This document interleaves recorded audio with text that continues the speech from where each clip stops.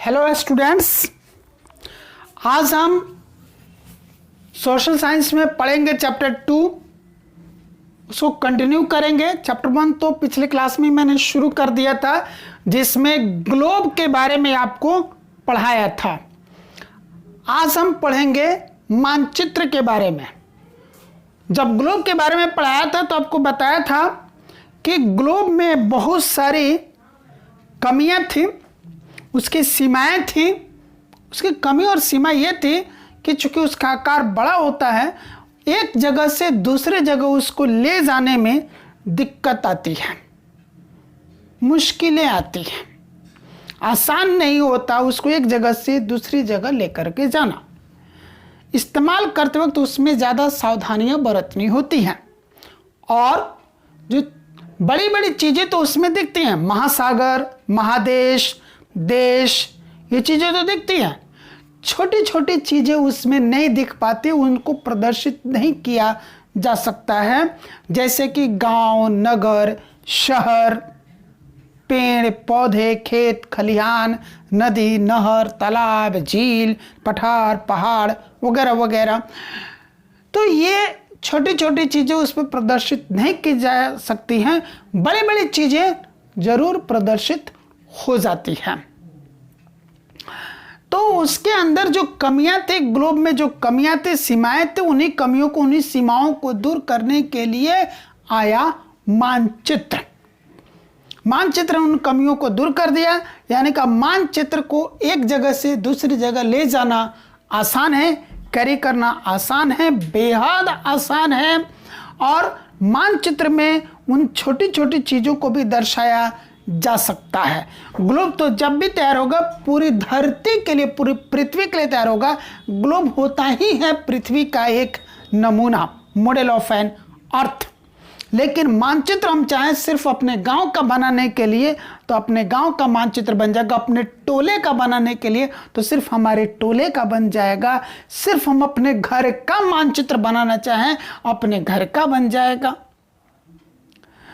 अपने शहर का बनाना चाहें, अपने जिला का बनाना चाहें, अपने प्रखंड का बनाना चाहें, अपने राज्य का बनाना चाहें, अपने देश का बनाना चाहें, जिसका बनाना चाहें उसका मानचित्र बन जाएगा।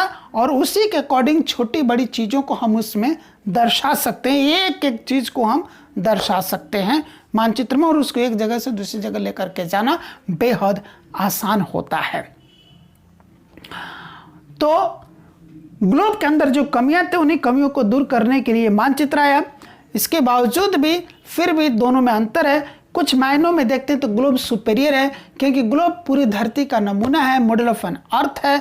उसमें हर चीज़ को बिल्कुल वास्तविक ढंग से दिखाया जाता है। मानचित्र जो है छोटे कागज़ पर बनाया जाता है और कागज़ समतल होता है, चूँकि धरती का आकार गोलाकार है। अब गोलाकार चीज़ को समतल चीज़ पर दिखाने में दिक्कत तो आएगी, एक्यूरेसी में कमी तो आएगी।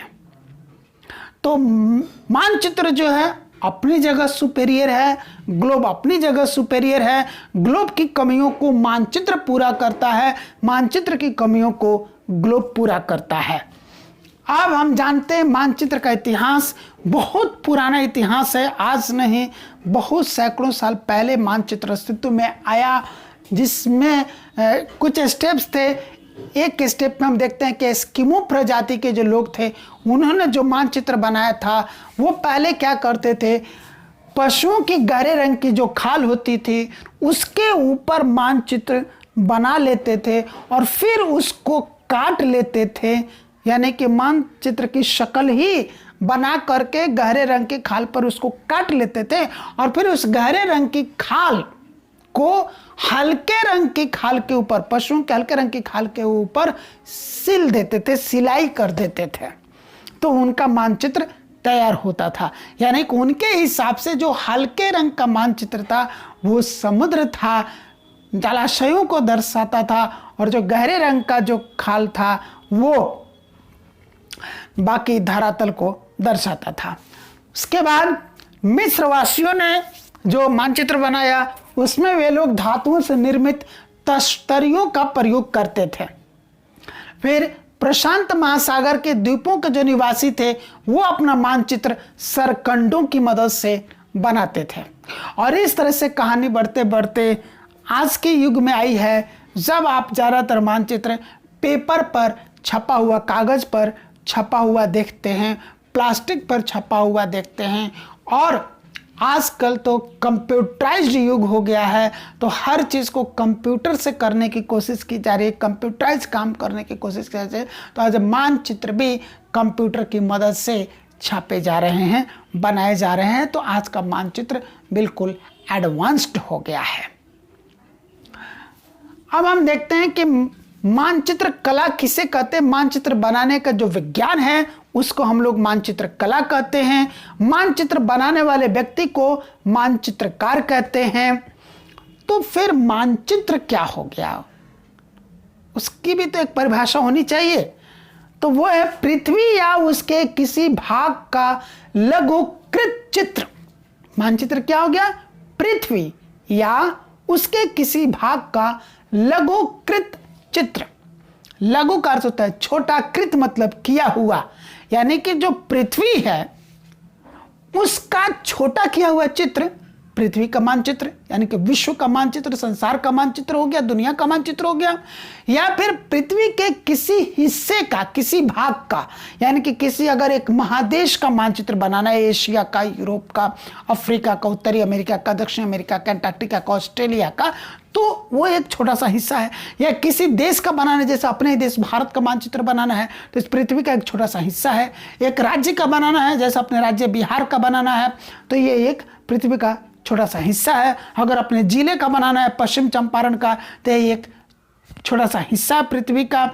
इसी तरीके से यानी कि या तो पूरी पृथ्वी का वो लघुकृत चित्र है, यानी कि छोटा बनाया हुआ, छोटा किया हुआ चित्र है, या फिर पृथ्वी के किसी भाग का, यानी कि पृथ्वी के किसी महादेश का या देश का या राज्य का या जिला का या प्रखंड का या पंचायत का या गांव का, शहर का, नगर का छोटा किया हुआ चित्र है। लघुकृत छोटा करके बनाया गया चित्र है, यानी कि बड़े से चीज को छोटे से कागज के ऊपर बनाया गया है। और वो जब बनाया जाता है तो एक मापक के अनुसार बनाया जाता है। मापक के अनुसार बनाने का अर्थ है कि जो वास्तविक दूरी है उसका एक अनुपात लेकर के कागज के ऊपर दूरी लिया जाता है। इसमें जानकारियां जो होती हैं, जैसे कि कहाँ सड़क है, कहाँ नहर है, कहाँ नदी है, कहाँ पर्वत है, कहाँ झील है, कहाँ तालाब है, कहाँ पोखर है, कहाँ रेलवे लाइन है, कहाँ एयरपोर्ट है, कहाँ सी पोर्ट है, कहाँ जंगल है, कहाँ क्या है, उनको दर्शाने के लिए, उन सभी जानकारियों को दर्शाने के लिए कुछ संकेतों का या शब्दों का या फिर रंगों का प्रयोग किया जाता है। तो वो होता है मानचित्र। अब हम बात करते हैं मानचित्र की भाषा में कुछ शब्दावली है मानचित्र से संबंधित। पहला है शीर्षक। ये मानचित्र जब भी बनाते हैं उस मानचित्र के लिए एक शीर्षक यानी कि एक टाइटल, एक हेडलाइन देना होता है। उस शीर्षक से ही पता चलता है, उस टाइटल से ही पता चलता है कि मानचित्र किस चीज से संबंधित है। उदाहरण के लिए जैसे एक भौतिक मानचित्र होता है, अगर भौतिक मानचित्र है तो उसमें जाहिर सी बात है कि धरती की जो भौतिक बनावट है, पहाड़, पठार, मैदान, रेगिस्तान, तटवर्ती इलाके, जंगल, नदी, झील, ये सारी चीज़ें उसमें दर्शाई गई होती हैं। राजनैतिक मानचित्र है, यानी कि उसमें राजनैतिक सीमाओं को दर्शाया गया रहता है कि हाँ जी ये एक देश है, इसके अंदर ये यहाँ से यहाँ तक ये राज्य है, ये राज्य है, ये राज्य है, ये राज्य है, इस राज्य की ये राजधानी है, वगैरह वगैरह। तो वो राजनैतिक मानचित्र होता है। वनस्पति मानचित्र, इस मानचित्र में वनस्पतियों को दर्शाया जाता है कि कहाँ पर किस चीज़ के जंगल हैं या किस चीज़ की खेती होती है, वगैरह वगैरह। जनसंख्या मानचित्र, इस मानचित्र में बताया जाता है कि किस इलाके में जनसंख्या का घनत्व कितना है, वगैरह ये सारी चीज़ें। ऐसे ही और भी बहुत सारी चीज़ें, मतलब मानचित्र किस चीज़ के बारे में बनाया गया, किस चीज़ से संदर्भित है, किस चीज़ से संबंधित है, उसी से रिलेटेड एक शीर्षक, एक टाइटल देना होता है मानचित्र के लिए। दूसरी जो चीज़ है मापनी। अभी मापनी की यहाँ पर बताया था मापक के अनुसार, यानी कि एक मापनी हमारे लिए ज़रूरत जरूरी है। वो मापनी क्या है? धरातल पर वास्तविक दूरी और मानचित्र पर दूरी का अनुपात। धरातल पर वास्तविक दूरी अनुपात मानचित्र पर दूरी, यानी कि धरातल की कितनी दूरी को मानचित्र पर कितनी दूर में दर्शाया गया है, यह चीज होती है मापनी। और इस मापने को मानचित्र में दो विधियों से दर्शाया जाता है, एक है कथन विधि और दूसरा है रेखीय विधि। कथन विधि में शब्दों में लिख दिया जाता है कि मानचित्र पर 1 सेंटीमीटर बराबर 20 किलोमीटर। उदाहरण के लिए यहाँ पर मैंने लिया है कि मानचित्र पर 1 सेंटीमीटर बराबर 20 किलोमीटर, यानी कि मानचित्र पर जो 1 सेंटीमीटर की दूरी है वो धरातल पर वास्तव में पूरी 20 किलोमीटर है, या 100 किलोमीटर, 50 किलोमीटर, 1000 किलोमीटर, 500 किलोमीटर, जितना भी लेना है उतना हम लेकर के उस मतलब जिस मापनी को लेकर के, जिस अनुपात को लेकर मानचित्र बनाया गया वो शब्दों में लिखा जाता है, वो हो गया कथन विधि। दूसरा है रेखीय विधि। रेखीय विधि में मानचित्र के बगल में एक ऐसे स्केल टाइप का बना दिया गया है, 1-1 सेंटीमीटर पर ये स्केल पर डिस्टेंस दिए गए हैं। यहाँ 0 हो गया, 0 से 1 सेंटीमीटर के दूरी पर क्या लिखा हुआ है जी? ये हो गया 0, 1 सेंटीमीटर की दूरी पर लिखा 20, फिर 1 सेंटीमीटर दूरी पर लिखा 40, फिर 1 सेंटीमीटर की दूरी पर बाद 60, 1 सेंटीमीटर की दूरी के बाद 80, फिर 1 सेंटीमीटर की दूरी के बाद 100 किलोमीटर, है ना। यानी कि इसका अर्थ यह हुआ कि 1 सेंटीमीटर बराबर 20 किलोमीटर, धरातल पर 20 किलोमीटर और हमारे नक्शे पर, मानचित्र पर, मैप पर 1 सेंटीमीटर। तो एक स्केल बना करके उसको दिखाते हैं मापनी को, तो ये रेखीय विधि होती है, और शब्दों में लिखते हैं तो वो कथन विधि होती है। पर दोनों में से किसी भी विधि में तो लिखना तो पड़ेगा मापनी। तीसरी जो चीज है वो दिशाएं।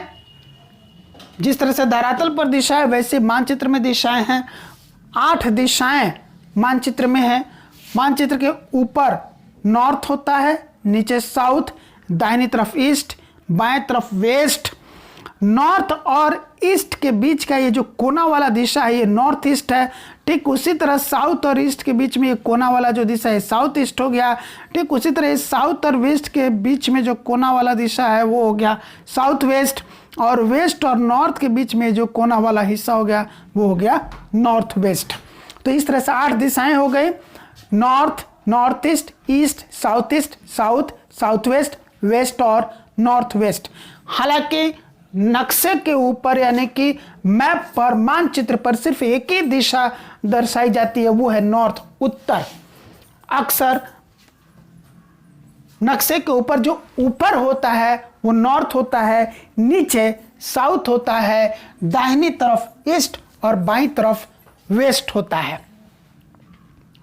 और फिर बाकी दिशा उसी के अनुसार तय की जाती है। तो नक्शे के ऊपर सिर्फ एक दिशा उत्तर को मार्क किया जाता है। इसी तरह से बना करके ऊपर एन लिख दिया फॉर नॉर्थ, यानी कि ऊपर उत्तर है, नॉर्थ है, बाकी दिशा उसी के अनुसार खुद समझनी पड़ती है कि उत्तर के ठीक अपोजिट में तो साउथ ही होगा ना, नॉर्थ का अपोजिट साउथ होगा, ऊपर नॉर्थ और नीचे साउथ हो जाएगा, दाहिनी तरफ ईस्ट और बाईं तरफ वेस्ट। बाकी सारी की सारी दिशा इसी के रेफरेंस में स्वतः समझ ली जाती है या समझनी पड़ती है।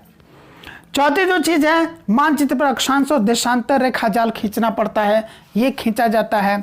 आपको पिछली क्लास में मैं पढ़ाया था अक्षांश रेखाएं क्या हैं और देशांतर रेखाएं क्या। अक्षांश रेखाएं जो पृथ्वी के चारों तरफ वृत्ताकार रेखाएं जा रही हैं वो अक्षांश रेखाएं होती है।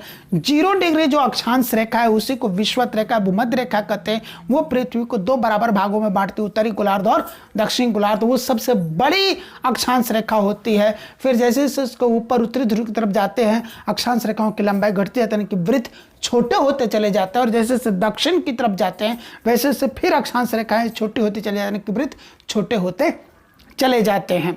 और ये सारे के सारे अक्षांश रेखा एक दूसरे के समानांतर होती हैं, पैरेलल होते हैं। ये कहीं एक दूसरे को प्रतिच्छेद नहीं करते, काटते नहीं, एक दूसरे से मिलते नहीं, एक दूसरे को क्रॉस नहीं करते हैं। जबकि जो देशांतर रेखाएं होती है वो रेखाएं होती है जो उत्तरी ध्रुव और दक्षिण ध्रुव को मिलाने वाली काल्पनिक रेखाएं होती हैं। ये अर्धवृत्ताकार होती हैं। जितनी भी देशांतर रेखाएं सबकी लंबाइयां एक बराबर है, पर ये समानांतर नहीं होती है। ध्रुव पर, दोनों ही ध्रुव पर समांतर रेखाएं आपस में एक दूसरे से मिलती हैं, प्रतिच्छेद करती है, काटती है, और जैसे से वो आगे बढ़ती है, यानी कि एक ध्रुव से वो जाती है भूमध्य रेखा की तरफ, विषुवत रेखा की तरफ, तो दो देशांतर रेखाओं के बीच की दूरी बढ़ती जाती है। देशांतर रेखा पर उनके बीच की दूरी सबसे अधिक होती है। फिर उसके बाद जब वो दक्षिण ध्रुव की तरफ बढ़ती है, फिर उनके बीच की दूरी घटती जा करके उनके बीच की दूरी शून्य हो जाती है दक्षिणी ध्रुव पर। तो ये देशांतर रेखाएं होती हैं। इन्हीं अक्षांश और देशांतर रेखाओं को, अक्षांश रेखाएं आपके मानचित्र में लेफ्ट टू राइट, बाएं से दाएं गुजरती हुई दिखाई देंगी, और जो देशांतर रेखा है वो ऊपर से नीचे की तरफ गुजरती हुई दिखाई देंगी, और इनके क्रॉस करने से बीच बीच में ग्रिड का निर्माण होता है। तो इन अक्षांश और देशांतर रेखाओं का जाल जरूरी होता है। अच्छे मानचित्र में ये जाल मिलेंगे, क्योंकि ये दूरियों को सही ढंग से दर्शाते हैं। किसी भी जगह की स्थिति को बिल्कुल सही ढंग से ये दर्शाने के काम में आते हैं। और जो पांचवी जो चीज है वो संबंधित मानचित्र से, वो है सांकेतिक चिन्ह। यानी कि नक्शे के ऊपर हम सड़क तो नहीं बना सकते, रेल लाइन तो नहीं बना सकते ना, मंदिर मस्जिद नहीं बना सकते, सी पोर्ट नहीं बना सकते, एयरपोर्ट नहीं बना सकते, पहाड़ नहीं बना सकते, पठार नहीं बना सकते, नदी नहीं बना सकते, नाला नहीं बना सकते, झील नहीं बना सकते, नहर नहीं बना सकते। पर क्या करेंगे, उनको दर्शाने के लिए कुछ संकेतों का प्रयोग करेंगे। जैसे उदाहरण के लिए हमने दिया है यहाँ पर पक्की सड़क के लिए इस तरह से दो सॉलिड लाइन जब खींचते हैं एक दूसरे के पैरेलल, इसका अर्थ होता है कि एक पक्की सड़क है। और जब ऐसी लाइन खींचते हैं डॉटेड करके, तो इसका अर्थ होता है कि वो कच्ची सड़क है।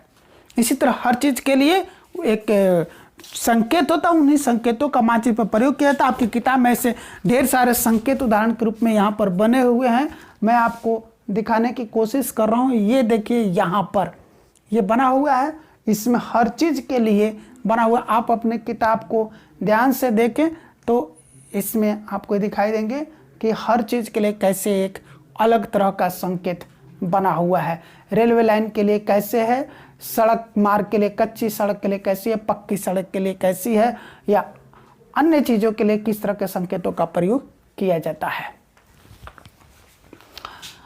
अब मानचित्र के प्रकार, मानचित्र के दो प्रकार हो गए, लघु मापनी और दीर्घ मापनी। लघु मापनी का अर्थ होता है कि मानचित्र पर कम दूरी में धरातल की बहुत बड़ी दूरी को दिखाया जाता है। तो इस लघु मापनी के आधार पर जो मानचित्र बनाया जाए, तो विश्व का मानचित्र हो गया, किसी महादेश का मानचित्र हो गया, वो लघु मापनी पर हो गया। यानी कि मानचित्र पर बहुत छोटी सी दूरी में धरातल की बहुत बड़ी दूरी को दिखाया जाता है।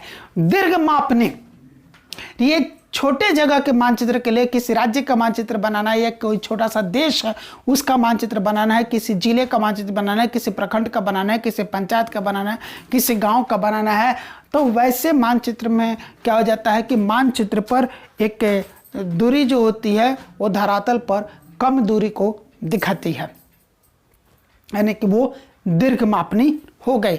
यानी कि यूं कह सकते हैं कि अगर मानचित्र पर 1 सेंटीमीटर बराबर धरातल पर अगर वो होता है 1000 किलोमीटर, तो ये तो लघु मापनी हो गई। अगर वही होता मानचित्र पर 1 सेंटीमीटर बराबर 1 किलोमीटर, तो ये दीर्घ मापनी हो गई। तो इस तरह से मानचित्र के प्रकार हो गए, लघु मापनी वाला मानचित्र और दीर्घ मापनी वाला मानचित्र।